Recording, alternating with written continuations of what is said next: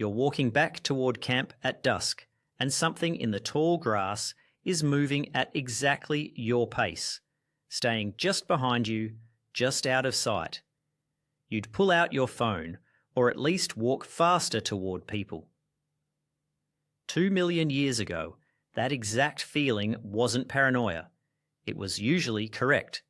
In 1970, a South African scientist named C.K. Brain was studying a small fossil skull found at a site called Swartkrans, belonging to a juvenile member of an early hominin species called Paranthropus robustus, when he noticed something strange.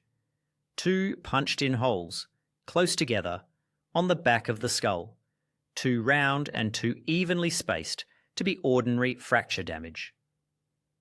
He compared the spacing to the lower canine teeth of a leopard skull sitting in a nearby drawer in his collection.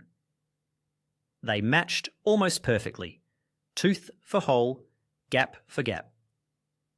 That single skull, catalogued as SK54, became the centerpiece of one of the most uncomfortable reversals in human origins research. Brain's conclusion was blunt.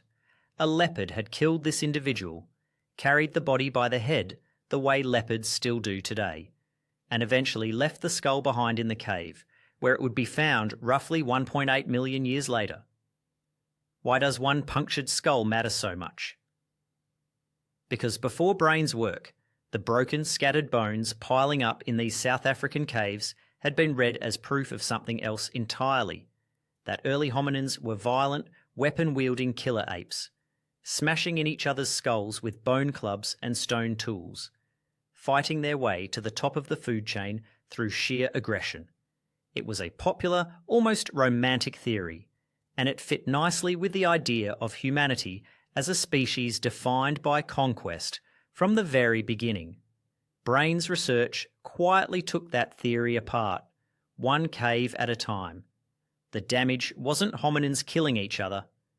It was leopards, dragging prey up into trees and rock shelters to eat in peace, away from hyenas and other competitors, the exact same way leopards still do across Africa today. The bones weren't a murder weapon's signature. They were a predator's leftovers, accumulating in the same spot meal after meal, year after year, for whoever eventually dug far enough down to find them.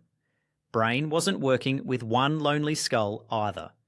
Decades later, researchers Berger and Ron Clarke re-examined the most famous hominin fossil in South Africa, the Taung Child, roughly 2 to 2.5 million years old, and found a different signature entirely. Puncture marks and scratches clustered around the eye sockets, a pattern that didn't match a cat at all. They compared it to modern kill sites left by African crowned eagles in the forests of Ivory Coast, eagles known for snatching monkeys out of trees and tearing into the skull first. The match lined up disturbingly well. 2 completely different predators, 2 completely different hominin individuals, both telling the same underlying story. You weren't always at the top of the food chain. Sometimes you were lunch. Picture what daily life actually meant under those conditions.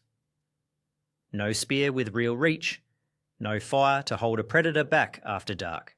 Just a small, slow, not particularly strong body without claws or fangs of its own.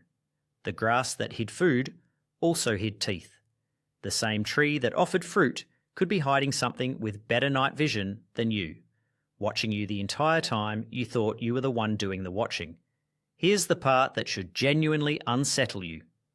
Brain titled his research, The Hunters or the Hunted, for a reason. For an enormous stretch of early human history, the honest answer wasn't even close. You were hunted considerably more often than you were hunting anything yourself. The image of the confident caveman with a club, fearlessly dominating the landscape, is mostly a much later invention.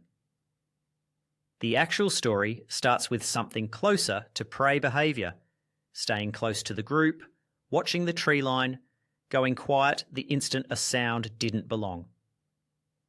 That pressure didn't just threaten individuals, it likely shaped the species. Big predators favour the slow, the careless, the ones who wander off from the group at the wrong moment, survive that filter long enough, across enough generations, and you end up selecting hard for exactly the traits that still define you. A nervous system tuned to flinch at sudden movement in your peripheral vision, a gut-level discomfort with being alone in the dark, an instinct to bunch together with other people rather than wander off solo into the unknown. None of that vanished just because the actual leopards mostly did. You still feel it, even with streetlights, locked doors, and an empty savannah nowhere nearby. That prickle on the back of your neck walking alone at night. The way a dark tree line at the edge of a parking lot still reads as faintly wrong, even though you couldn't explain exactly why if someone asked. You're not imagining a threat that isn't there. You're running software that kept a much smaller, much slower ancestor alive, long enough to become you. So the next time something at the edge of your vision makes the hair on your arms stand up for no logical reason, remember the skull with 2 holes punched through the back of it, and the kid taken by something with wings. For most of the story, you weren't the scary thing in the dark. You were the reason something else didn't have to go hungry that night.